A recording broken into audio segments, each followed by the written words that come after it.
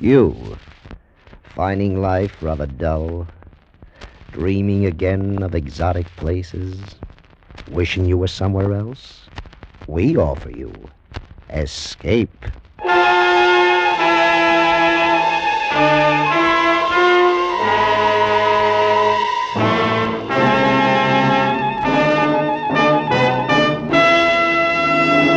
Escape with us now to a small freighter in the China Seas and a sinister traveler who brings destruction to crew and ship alike, as Ella St. Joseph tells it in his most unusual play, A Passenger to Bali.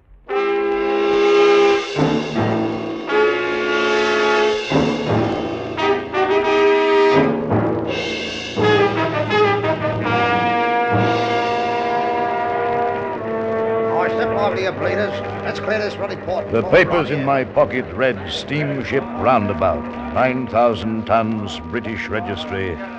Master and owner, Captain English. Stamped across the face was the clearance of Port Authority. I'd be glad to see the last of Shanghai, its smell and its waterfront filth. Cargoes had been scarce. Now, with our hold filled for the first time in months, I didn't want to waste time. I wanted to get underway before morning. Mr. Slaughter! Aye, Captain. Would you step up here to the bridge, mister? Aye, sir.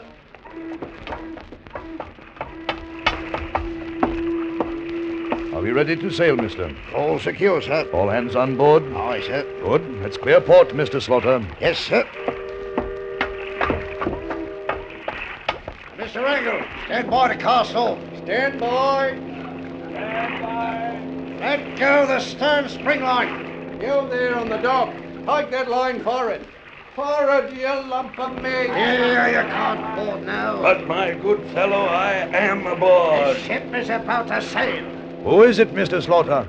Oh, someone who insists he talk with you, sir. Stay there. I'll be down.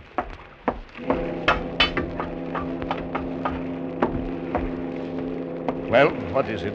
Have I the honor of addressing Captain English of the Roundabout? I am Captain English. Allow me to introduce myself, Captain. I am the Reverend Walks, a missionary bound for Bali. What can I do for you? You can offer me your hand? Come to your point, Mr. Walks. We're about to sail. I am told your boat puts in at Butte along the port of Bali. Is that correct? Yes. Good. Here you will find my passport and papers of identification. If the papers and myself shall meet with your approval, we can settle the matter of money, and I shall sail with you tonight. You've been misinformed, Mr. Walks. The Roundabout is a trading steamer. We've no accommodations for passengers. You'll find I need little. I'm sorry, but it's impossible. Good night, sir. Name your price. What's that? The customary fare from Shanghai to Bali is $100. I'll double it. Sorry. Don't tell me there isn't room in your cash box for $200. That's a lot of money, Mr. Walks. Think of the reward for bringing grace to the pagan Balinese. Let me see your papers.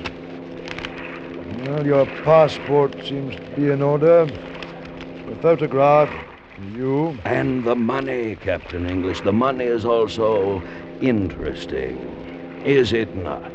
Where is your luggage, Mr. Walks? On the dock. 2 cases of Bibles. I'll see to them. Mr. Slaughter, take Mr. Walks forward. And tell Mr. Wrangle to get the luggage aboard. Aye, sir. Thank you, Captain English. You won't regret your choice. And now, if you'll just lead the way, Mr. Slaughter. I watched him walk away, his monstrous bulk shadowing grotesquely in the foggy half-light, his great bull neck creasing into massive shoulders, his shaggy black hair wild and unkempt. I didn't like this man, this missionary, strange in his ways and manners.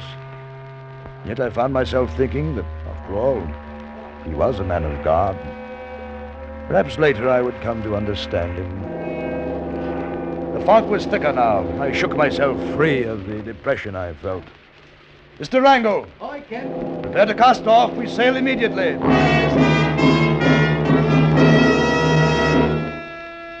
was the 3rd night out of Shanghai when Mr. Slaughter brought the first trouble to my cabin. I found her in the afterhold, sir. Come on board in Shanghai. Obviously, Mr. Slaughter. Come here, girl.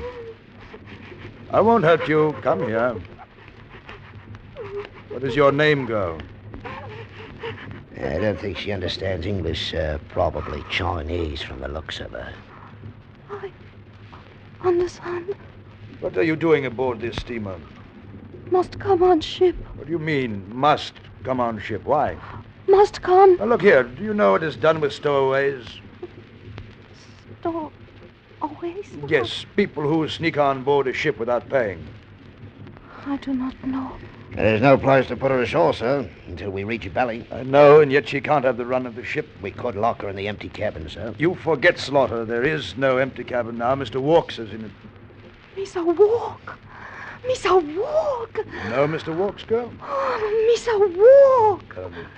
Mr. Slaughter, would you ask Mr. Walks to step into my cabin, please? Aye, sir. I'll only be a... Gentlemen, I couldn't help but hear my name being spoken. May I be of service to you, Captain? Got here ready for... I don't appreciate eavesdropping outside my cabin. Eavesdropping? My dear Captain, you do me an injustice. I was merely passing by. As you say, Mr. Walks.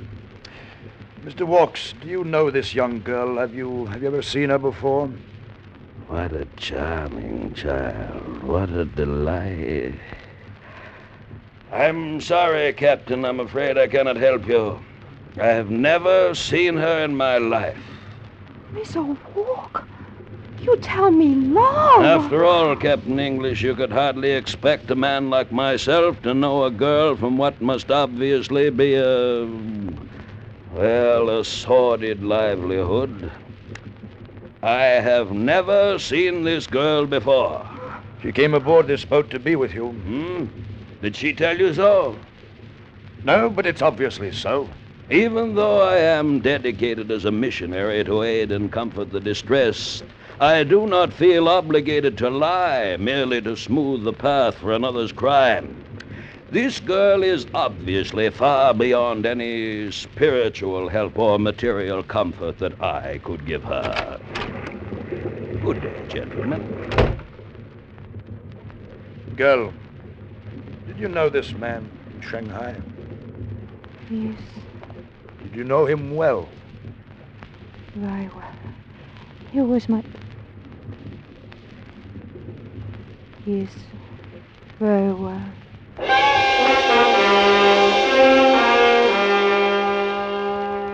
Slaughter and I talked with the girl for a long while, but we could learn nothing further. After more questions, useless ones, I had the first mate take her forward, feed her, find her a bed.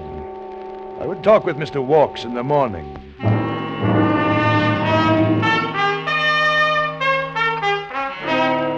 Slaughter and I were eating breakfast, and Mr. Walks came into the mess room.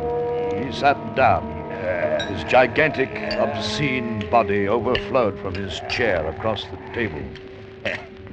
Good morning, gentlemen. I trust your nights were pleasant ones.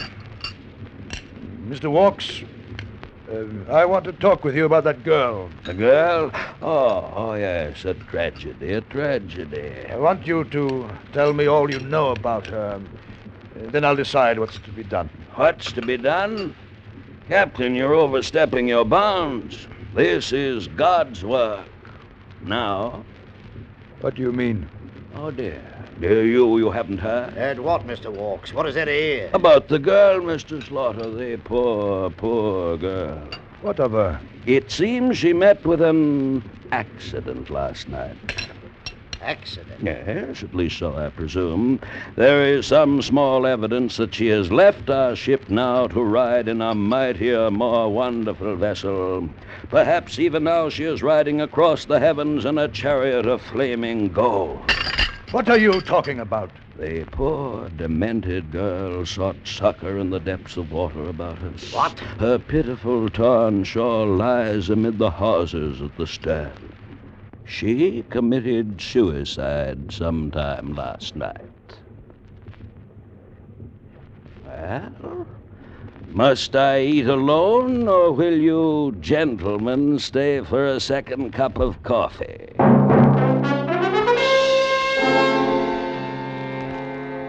In my own mind, I knew what had happened, and I'm sure Slaughter did. I felt certain Walks had killed her and thrown her overboard.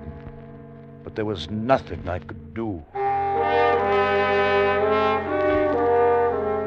4 days later, we dropped anchor in the harbor of Bulalong. The ship's officers and I were anxious to get our cargo unloaded and to know that we were rid of Mr. Walks. I was in my cabin going through the routine of bills of lading and ship's papers with the port officer, Mr. Matsis, new at the job and overcautious. About your passenger. He is a missionary? Yes, he came aboard in Shanghai. Captain, since there have been certain changes in Bali, we now have no need of such a person. This man's name is what? Walks, the Reverend Mr. Walks. You do not usually carry passengers, Captain? No, we don't. Could I speak with this man? Yes, of course. Merely a formality. Of course, I'll have the mess boy locate him. Be only a minute. Captain English? Oh, I was looking for you, Mr. Walks. For you. The port officer would like to see me. I overheard. But first, let me give you this. $200. What's this for? The use of a lifeboat. What are you talking about? A lifeboat, Captain. I need one to get ashore. You wouldn't have me swim. The port officer wants to talk with you. Come along. Wait, Captain. Walks, I'm as anxious to have you off my boat as you are to leave. You can only go ashore in the proper way at the proper time. This is your last chance. Yours as well as mine. Let me go ashore now or take the consequences. You'll search the four corners of the globe looking for this minute. Don't let it slip through your fingers. There's an eternity in it.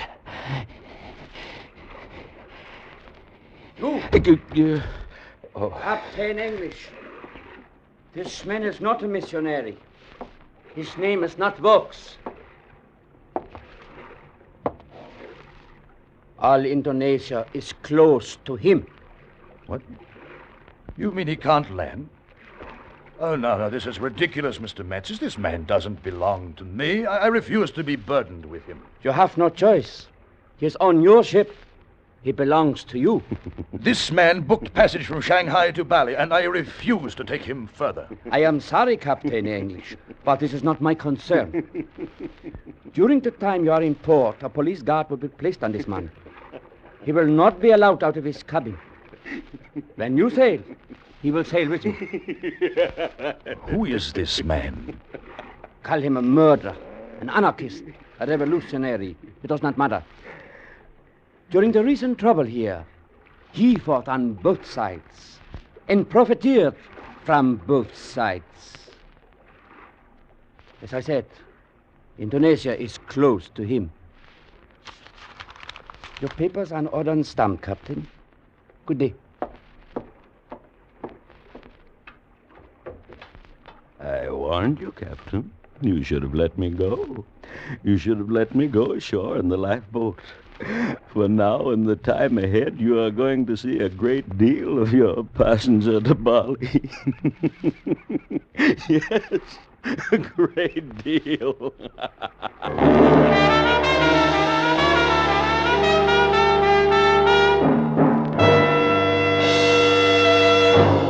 Escape under the direction of Norman MacDonald is bringing you Ella St. Joseph's great play, A Passenger to Bali.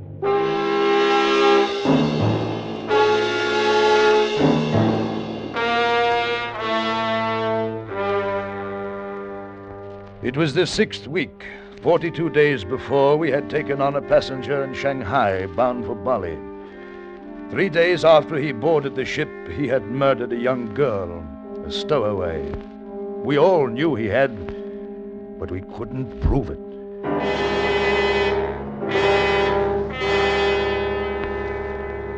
Now we were anchored outside the harbor of Bangkok.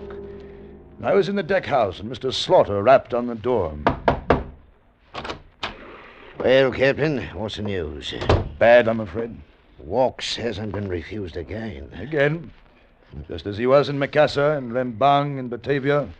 The same words, the same reasons as in Bali. Captain English, there was a fight in the forecastle this morning. One of the men hurt bad, and it was because of Walks. Who were the men?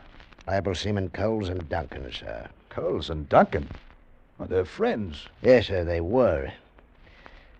It's all Mr. Walk's doing, sir. The three of them were arguing about something, and sudden like the fight starts. Duncan was cut heavy in the chest. Walks just sat by. Where is he now? In the mess, sir. I'll be right back. Wait here.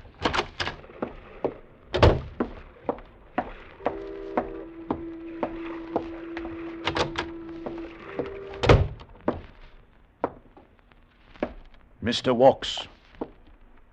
Mr. Walks! Oh, Captain English, I didn't hear you come in. I was reading. The Bible, as a matter of fact. Did you want to speak with me?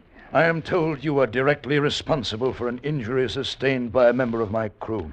Oh, yes, that tragic episode between Duncan and Coles. I'd almost forgotten. I could have you put in irons. For what reason? I did nothing.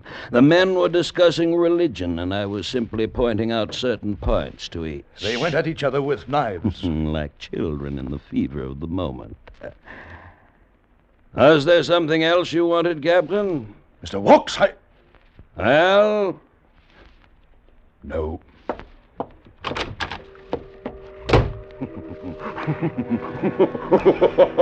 Walks had dismissed me.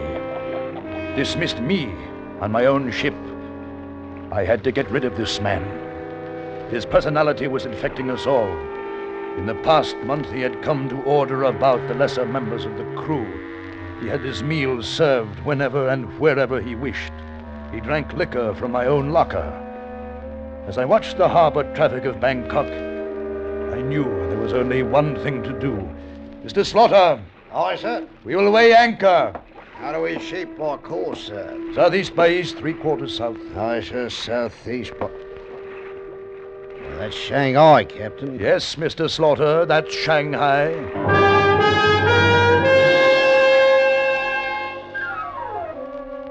On the 2 weeks' return trip to Shanghai, I began to feel myself a stranger on my own ship. The trim little China Seas freighter was becoming a floating prison, and the jailer was Mr. Walks. My Kanaka crew, emotional and superstitious, were in love with him. They worshipped him, worshipped his massive body and his liquor-fed eloquence. My deck officers and I could feel control slipping through our fingers, and we were powerless to do anything about it. Then, finally, it was the last night. Tomorrow, we would anchor in Shanghai. And so we're back to where we started from. But at least we'll be rid of him. I hope there's no slip-up this time. There won't be. They want him, eh? Yes, Shanghai is as anxious to capture him as every other port was to reject him. They won't risk his escape. What's he done, Captain? Walks has been mixed up in something foul in every country he's touched. Heaven only knows what crimes he's committed. But shortly we'll be free of him. And let's have a drink to that. I don't mind, Captain. Get a new bottle out of the sideboard, will you? Here are the keys.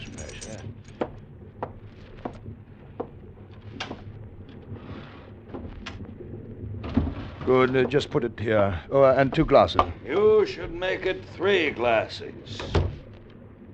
Well, gentlemen, surely you'll invite me to join you. No, Mr. Walks. We'll not. Then I shall have to help myself. I think I'd better get out on deck, Captain. You'll excuse me. Wonderful, wonderful. Too bad poor Mr. Slaughter couldn't stay. Glad you enjoy my whiskey. You have good taste, Captain. Good taste in everything. Whiskey, boats. The roundabout is an ideal little steamer. You might almost say I found a home here. Have you packed, Mr. Walks? A comfortable cabin, good food, now that I've schooled your cook, a well-stocked liquor cabinet. Are you packed, Mr. Wilkes? No. No, I am not packed. You haven't much time. Tomorrow we'll be anchored at Shanghai and you'll be taken away. I hope to jail. You could be wrong, Captain. It might turn out that I shall stay forever aboard your ship. Until eternity. Walks, I've never liked you. Not since that first night when you came aboard in Shanghai. Oh? You're filthy. You're rotten, unclean. You're a murderer by your own influences. This is no time for heated argument. Drink a toast with me, Captain. You've got into the very core of this ship with your A rottenness. toast, Captain. You've seduced the whole crew, the Kanaka deckhands, the mess boys. Every day they're becoming more slovenly, more lax. Very well, I shall drink a toast myself. To the roundabout, may the comforts I've come to enjoy be not lost too soon. I'd sink my ship before I'd allow you to stay aboard her one day longer. Perhaps Shanghai will present an answer to surprise us both. When this ship leaves Shanghai, Mr. Walks, it will leave free of you. Now, good night, sir.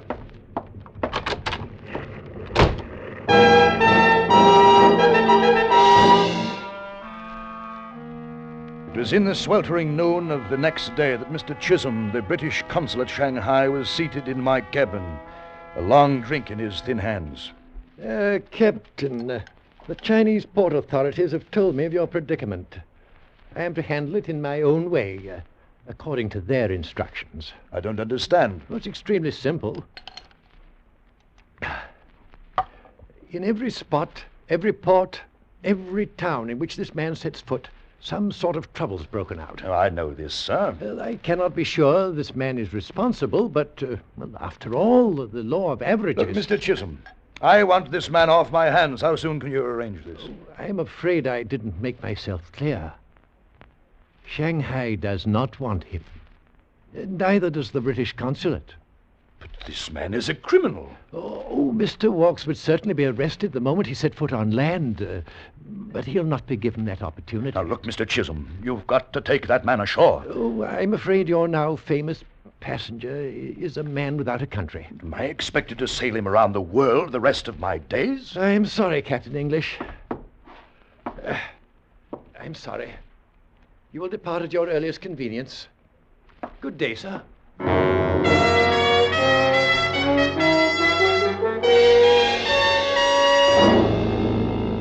And so we sailed from Shanghai, the roundabout, and Mr. Walks. In the weeks that followed, a great shadow lay over the ship. Wrangle, the second mate, fell ill, stayed in his cabin. Slaughter began drinking even during his watches. The ship seemed to smell of evil. Mr. Walks became the real captain of the roundabout.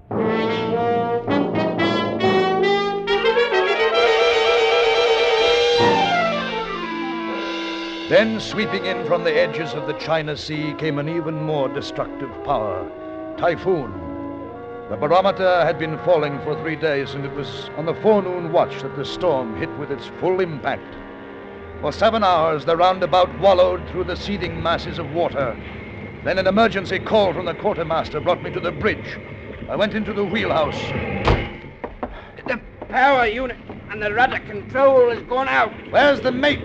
Went out, sir. Trying to correct the trouble.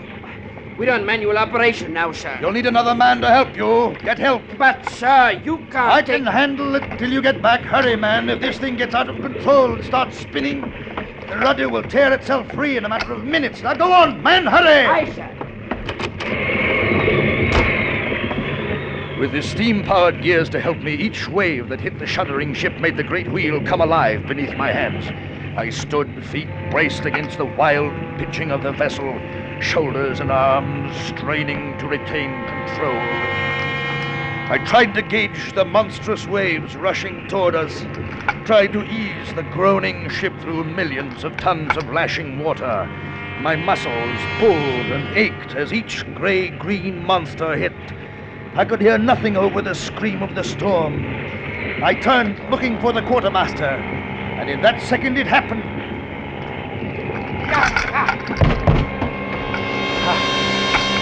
I had been flung off the wheel like a marionette, and now it spun free, spinning one way and then the other with each roll of the ship. I tried to get to my feet, but my leg was twisted under me. My ship! What have you done to my ship? Walks! Get a rope! Stop the wheel! I'll stop it! No, it'll chop your hands off! Get a rope! No time! Get a rope, you fool! It'll kill you, Walk! Stay away from it! I'll stop it if I have to smash it!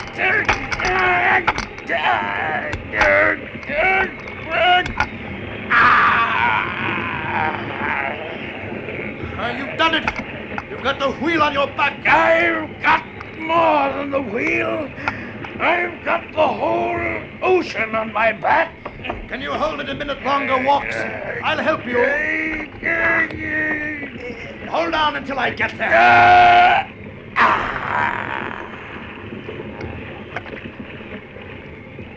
Never mind, Captain. It will not be necessary. What?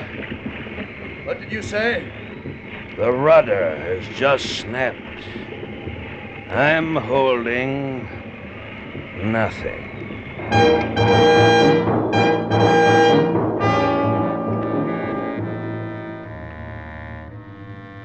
The next morning, the storm was gone. Gone as quickly as it had come. Replaced by a thick, yellow, clinging fog through which the roundabout floated, broken, wrecked, sinking.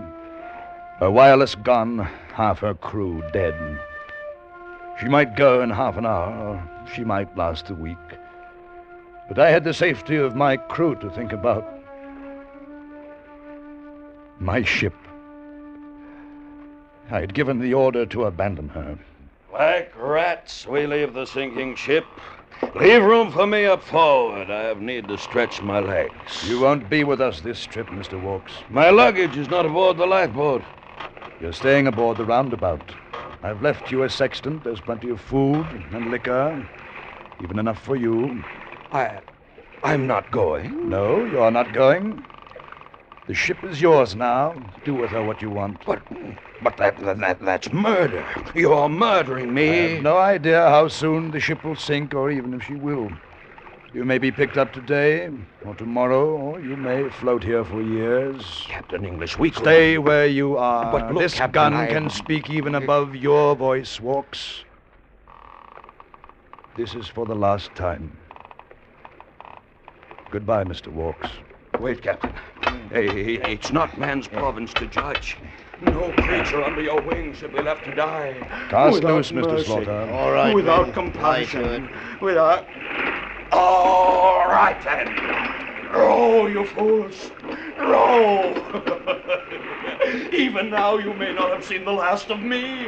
Row.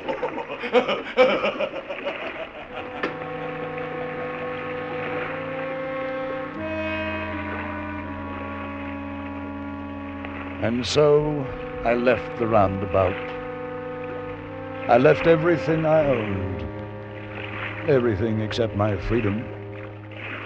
The roundabout grew dimmer in the fog, and the figure of a man, standing well forward in the bow of an empty ship, was the last thing I could see before the fog closed in.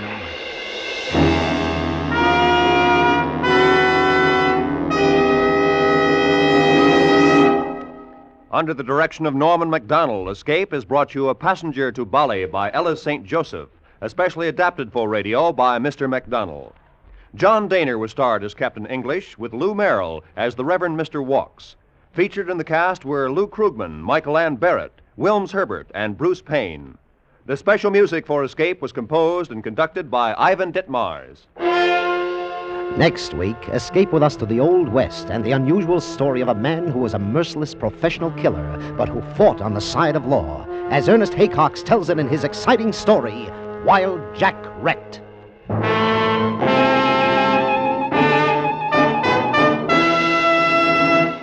Stay tuned now for Make Believe Town, which follows immediately on most of these same CBS stations. This is Roy Rowan speaking. This is CBS, where you spend an hour with Frank Sinatra every Sunday afternoon on the Columbia Broadcasting System.